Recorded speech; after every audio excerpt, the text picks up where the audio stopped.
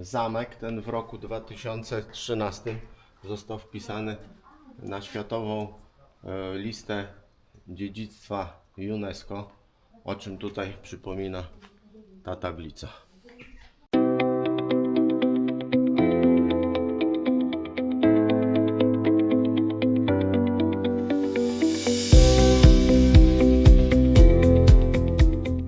Postawiłem samochód na parkingu.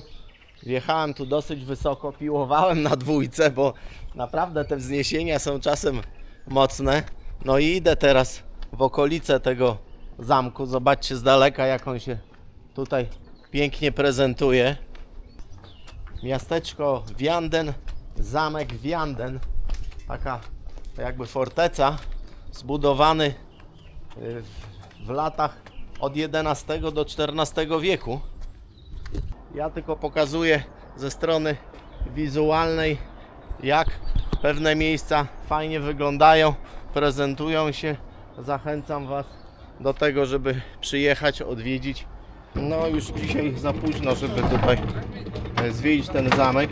Od godziny 10 do 17 bilet wstępu 12 euro. Także nie mało. Póki co, odkąd tu jestem, jeszcze nie wydałem ani grosza na żadne bilety wstępu. Także jutro punkt obowiązkowy. Tutaj ten zamek. Na razie w miarę możliwości, gdzie się da, spróbuję obejść go w koło. Teraz jest fajne słońce, robi się zachód, także zdjęcia też trochę fajniejsze wychodzą, bo wcześniej były mocno prześwietlone. Tutaj jeszcze raz to, o czym mówiłem, że tak fajnie kolorowo przyzdobione te obejścia do niektórych domów z różnego rodzaju figurkami. A tam piękny zamek.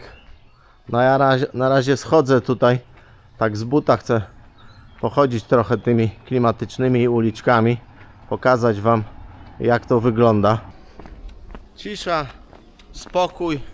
Nie wiem, czy w tygodniu też tak to wygląda, czy też jest taki mały ruch. No dzisiaj sobota, godzina prawie 18. Za wiele tutaj się nie dzieje. Ludzi nie ma, turystów też nie.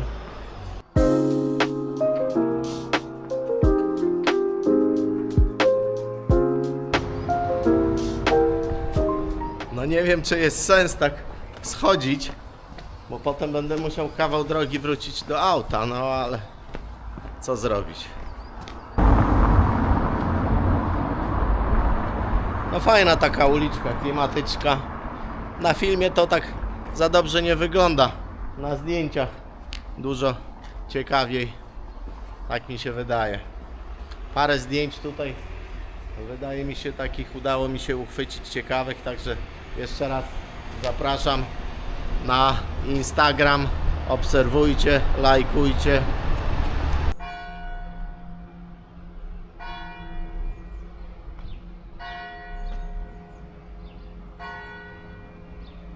Przejdę się trochę tutaj wzdłuż wybrzeża, wzdłuż tej rzeki.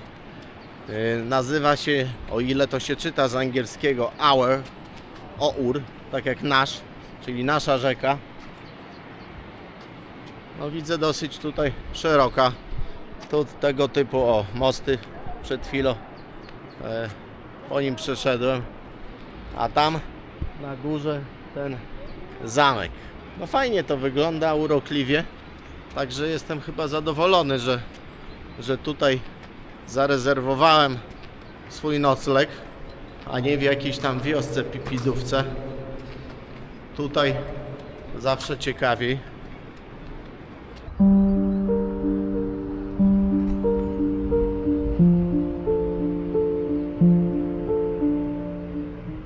Kebab, tam widziałem doner za 7 euro. Także na kolację pewnie się skuszę na jakiegoś falafela. Wracam jeszcze raz tą taką chyba najciekawszą, najbardziej malowniczą uliczką tutaj w tym mieście. O, tutaj jakiś sklep z pamiątkami, ale nieczynny. Takie rzeczy będę jutro ogarniał. Widzę otwieracz do butelek też jest. No i idę taką brukowaną uliczką, kocie łby, pod górkę, trochę sapię i gdzieś tutaj za dosłownie 300 metrów gdzieś tutaj będzie mój hostel.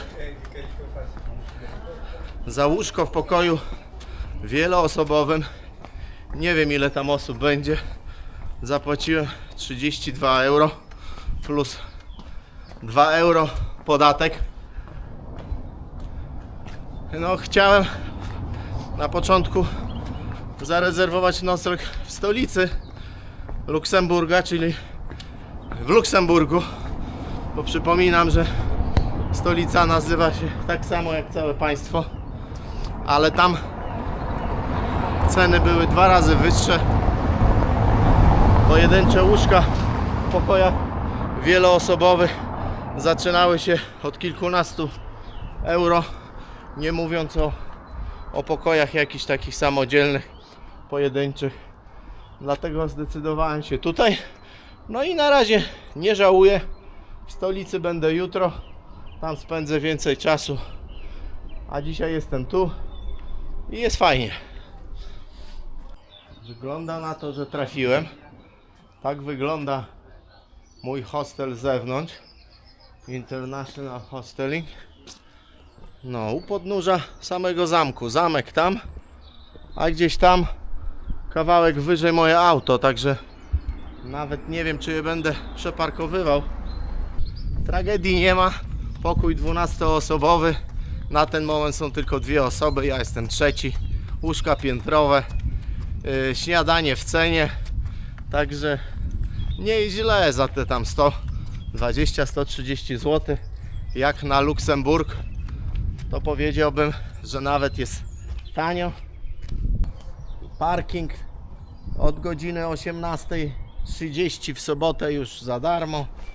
Także no teraz dokładnie wybiło 18:30. Jutro tak samo za darmo. Także mi się fartnęło. Jutro zaczynamy znowu akcję od zwiedzania zamku.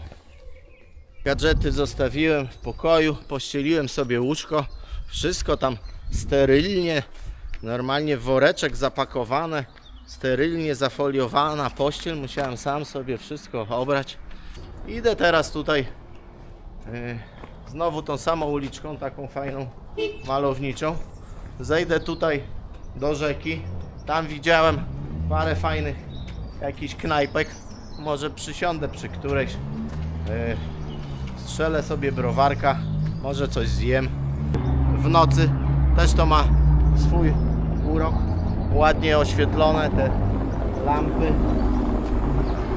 No ja tutaj przyjechałem samochodem, autem, także i tak nie będę z tego korzystał.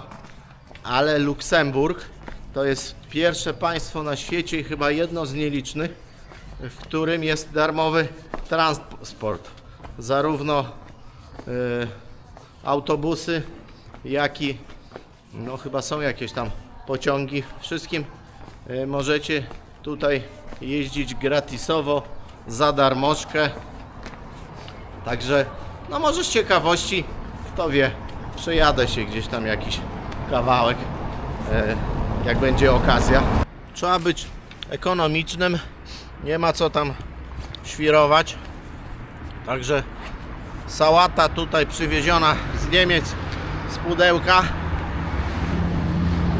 Na ławce, tutaj przy samej rzeczce. Tam na górze zamek. No nieduża mieścinka. Raptem tam może ze 4-5 knajpek, jakich tu widziałem, restauracji. No jak po sałacie wbiję do którejś knajpki na browarek. No bo być tutaj i nie spróbować jakiegoś lokalnego piwka, mam nadzieję, że mają jakieś takie. O, tutaj pojechał jeden z autobusów miejskich. Tak wyglądają. I jeszcze raz zaznaczam, przypominam, za darmo. O kurczę, czuję się delikatnie podpity. Obaliłem tutaj 2 browarki w takiej knajpce. No swój na swojego trafi. knajpka taka klimatyczna, coś w rodzaju studia, kina takiego studyjnego. Browarek 5,50. Nazywa to się Ancient Cinema, ale nieważne. Zaraz po wejściu zauważyłem tam wiele polskich akcentów. Na ścianach wisiały zdjęcia znanych polskich aktorów, muzyków. Na półkach stały książki polskich autorów. Nie wiedziałem, o co chodzi. No i zagadałem właśnie panią, która tam nalewała mi browara. Okazało się, że poprzednim właścicielem, nie obecnym, tylko poprzednim właścicielem tutaj tej knajpki, tego lokalu był Polak i dlatego tak. Tu obok tej knajpki jest też kebabownia i teraz po tych 2 browarach trochę zgłodniałem, chyba wbiję na jakiegoś falafela. 2 browarki dobrze mi zrobiły, czuję się zrelaksowany. 5,50 browarek, ale co tam, humor dopisuje, fajnie jest. Miasteczko normalnie wymarłe. Nie wiem, czy to chodzi o to, że taka pora roku, czy po prostu wydaje mi się, że to taki urok tego całego Luksemburga. W tych małych wioskach, miasteczkach cisza, spokój, nic się nie dzieje. Jutro jadę do stolicy. Wydaje mi się, że tam może ten gwar, ruch będzie większy, więcej ludzi, bo tutaj ani turystów za wielu. No w całym miasteczku tam dosłownie 3-4 lokale czynne, otwarte. Ja zjadłem kepsa za 7 eurasów. Wcześniej te 2 piwka. No i czas zjeżdżać do hotelu. Żegnam się z Wami. Dobranoc. Tutaj widzicie tak delikatnie oświetlony, podświetlony ten zamek, do którego wbijemy jutro. Nie no, fajnie, klimatycznie, ale dla młodych ludzi spragnionych jakichś tam rozrywek, no to myślę, że to, no to nie całkiem, to nie ten kierunek, nie to państwo, nie to miasto. Tutaj cisza, spokój, relaks. Dzień dobry. Wyszedłem z hotelu po śniadaniu, 9:20. No dosyć późno, ale nie było sensu się spieszyć, bo zamek otwierają od 10 dopiero. Także przez pół godziny jeszcze gdzieś tutaj w koło się poszwędam. No trochę za późno, bo tam na zwiedzanie pewnie też będę musiał poświęcić z godzinę. A tak naprawdę za wiele czasu nie mam. Jeszcze po drodze do stolicy państwa, do Luksemburga, mam do obczajenia parę miejscówek, ze 3 zamki. Tu w oddali możecie zobaczyć obwarowania tego miasteczka. Tam jedna z wież i ten mur tak tutaj ciągnie się w koło. O, tu trochę pod słońce słabo widać, ale otacza całe miasto. A zamek jest tam gdzieś na górze za tymi krzokami. Jednak czasem opłaca się nie chodzić utartymi szlakami. Tu od tej głównej ulicy odbiłem w taką boczną i tak no nie byłem pewien, gdzie idę, gdzie dojdę, ale trafiłem w fajną miejscówkę, w super punkt widokowy. Zobaczcie, jak to fajnie tutaj wygląda.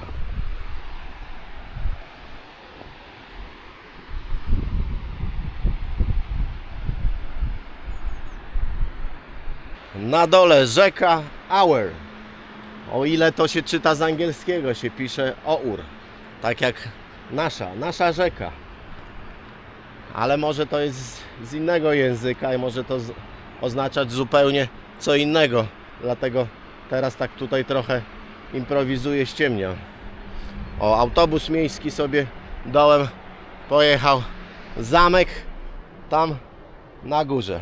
A tu jedna z tych wież. I tam rozciąga się tutaj całe miasteczko. Tam widać znowu resztki tych murów.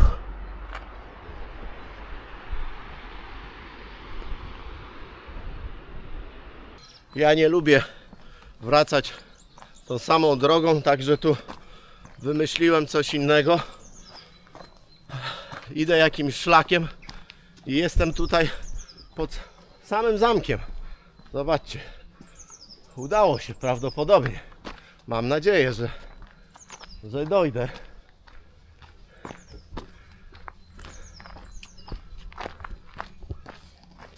Tak to tutaj wygląda z tej strony. Zdaje mi się, że będę jednym z niewielu turystów, którzy tutaj w niedzielę zaraz po otwarciu wbiją do środka, do tego zamku, żeby zwiedzać i oglądać, bo raz, że mówię, jest poza sezonem, ruch tutaj nieduży, godzina wczesna, także najprawdopodobniej cały zamek będę miał dla siebie. Ale co mnie zdziwiło, co muszę tak trochę sprostować, bo ja cały czas żyłem w przekonaniu, że ten język luksemburski to jest taki język bardziej podobny do francuskiego, a okazuje się, że nie, że to jest, niektórzy nawet twierdzą, pewnego rodzaju dialekt języka niemieckiego. Także to też taka, no muszę to jakby sprostować, skorygować, bo wcześniej wydawało mi się inaczej. Później jeśli chodzi o ten wskaźnik PKB na osobę, no to Luksemburg wedle tam większości tych rankingów jest na drugim miejscu, zaraz po Katarze. Na pierwszym miejscu jest Katar, na drugim Luksemburg, gdzie dochód w przeliczeniu na jedną osobę, no zależy tam też, mówię, gdzie się tam spojrzy, ale wynosi w granicach 140 000 dolarów. Także państwo no bogate. Jeszcze raz pokażę Wam tu cennik biletów. Osoby dorosłe 12 euro, dzieci do 12 roku życia 3 euro. Tam widzę, jedna pani turystka czeka, także no może nie będę jedyną osobą. O, tu nawet już dwie osoby widzę, czekają na otwarcie. Za chwilę wchodzimy, coś tam pofilmuję, porobię fotki. Zamek ten w roku 2013 został wpisany na światową listę dziedzictwa UNESCO, o czym tutaj przypomina ta tablica. No, za szybko się cieszyłem. Tam widzę, większa grupa turystów, wycieczka idzie, także będzie nas trochę więcej. Słyszę chyba język niemiecki, chociaż tak jak mówię, ja nie rozróżniam luksemburskiego od niemieckiego, bo ten luksemburski to jest chyba jak niemiecki. No i kolejna miła niespodzianka. Podchodzę do kasy, byłem jako pierwszy kupujący bilet, pierwszy stanąłem w kolejce, no jako pierwszy tu przyszedłem, a pani do mnie po polsku: dzień dobry. Okazało się, że pani kasjerka z Polski, no i po prostu słyszała, że ja tu wcześniej do kamery gadam, mówię po polsku, no i tam chwilę pogadaliśmy, także no kolejny przykład tego, że Polacy wszędzie podróżują, jeżdżą, pracują w różnych miejscach na całym świecie.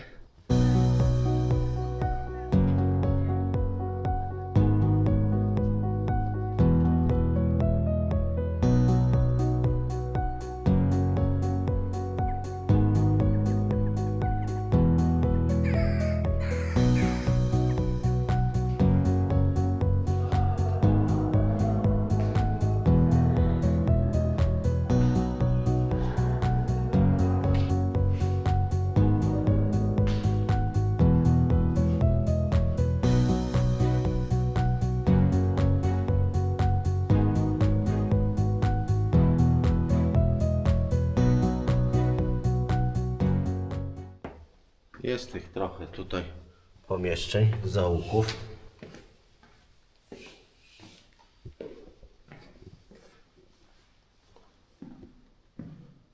Nie wiadomo, w którą stronę iść.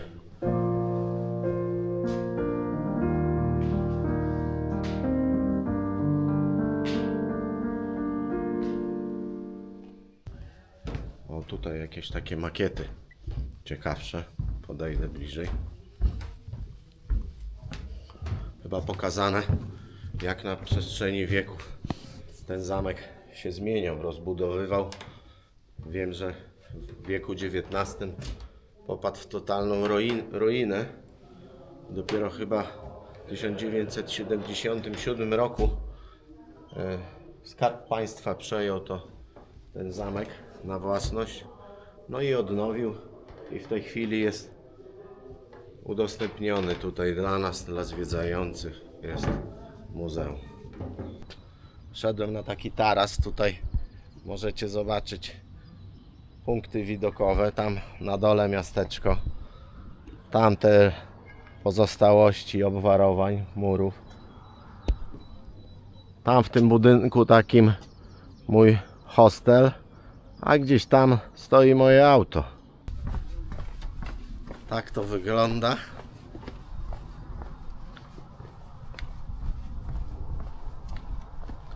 Wchodzimy dalej do wewnątrz, zwiedzamy.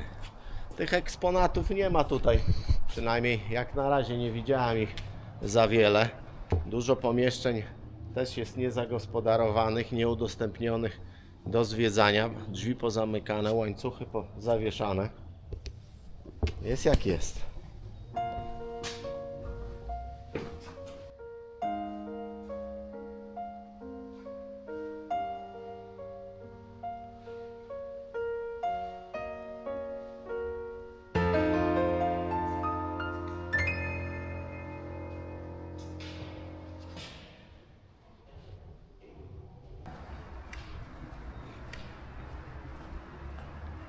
Tutaj drewnianymi schodami można wejść jeszcze wyżej. Sprawdzamy.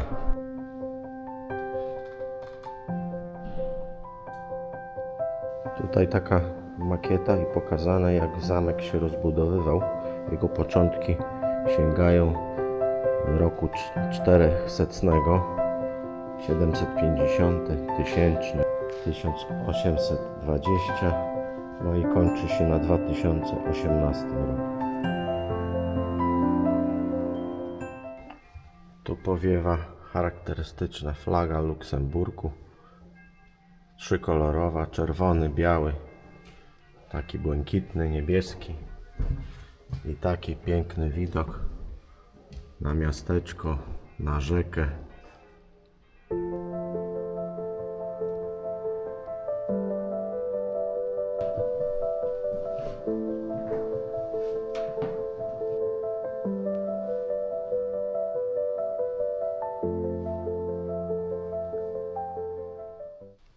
Tutaj taka większa sala, chyba koncertowa, bo tam scena, stoi fortepian. Nie no, fajne muzeum. Jest tych zakamarków, pomieszczeń, trochę tych eksponatów.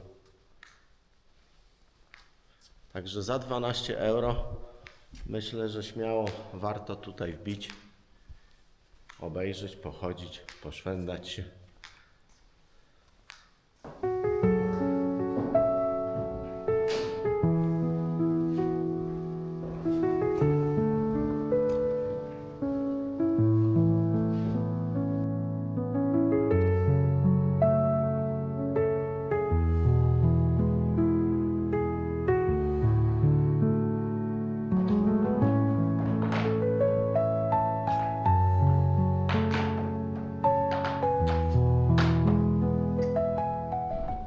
Tutaj już jest wyjście. Jeszcze tutaj na zewnątrz można wyjść. Koniecznie muszę zainwestować w lepszy telefon. Może zaszaleję, kupię tego najnowszego Samsunga S25 w wersji Ultra. No bo zależy mi na jakości zdjęć, na tym, co publikuję, co Wam udostępniam, żeby to fajnie wyglądało. Myślę, że podejmę w tym kierunku jakieś kroki, zaszaleję, zainwestuję w lepszy sprzęt, bo to jednak tutaj do tej mojej że tak powiem, społecznej działalności do tych moich podróży bardzo się przydaje. Jednak tu to nie wszystko. Jeszcze po drodze tu napotkałem kolejne drzwi i tutaj wszedłem w podziemia. O, widzę tutaj beczki. Może kiedyś tutaj było jakaś warzelnia piwa albo wina. Na terenie zamku jest też mała kawiarnia, można coś tam zjeść. Jest też sklep z pierdółkami, z pamiątkami. Tak to wygląda. Zaraz zobaczę, czy mają moje tutaj otwieracze, magnesy. Nie widzę. Breloczki, koszulki. Po przejściu tej kawiarni i tego sklepiku wchodzimy też do takiej ekspozycji multimedialnej, dalszej części jakby tutaj muzeum.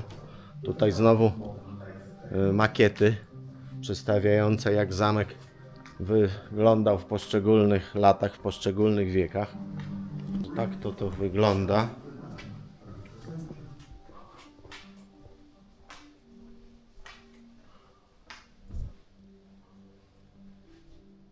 No, widzę tutaj jeszcze taka spora część dodatkowa jest części muzealnej z kolejnymi tutaj artefaktami, wykopaliskami tutaj z terenu prawdopodobnie zamku i okolic. No nie tylko, tutaj jakaś taka miniaturka młynu prawdopodobnie. No musicie uważać, żeby tutaj jak przyjedziecie nie przegapić tej części, tego fragmentu, tego muzeum, bo tak jak mówię, wejście do niego jest tutaj przez bar i przez sklep z pamiątkami. A jest to dosyć ciekawie, dosyć fajnie. Tutaj jest takie mini kino. Można obejrzeć, trochę posłuchać o historii zamku. Można przysiąść.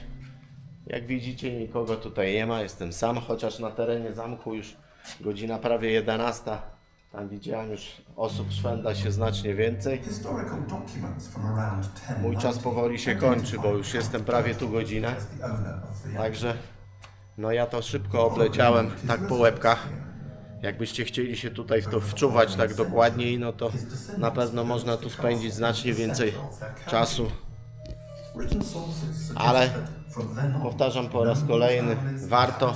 Punkt obowiązkowy tutaj to miasteczko, ten zamek, punkt obowiązkowy na mapie Luksemburga.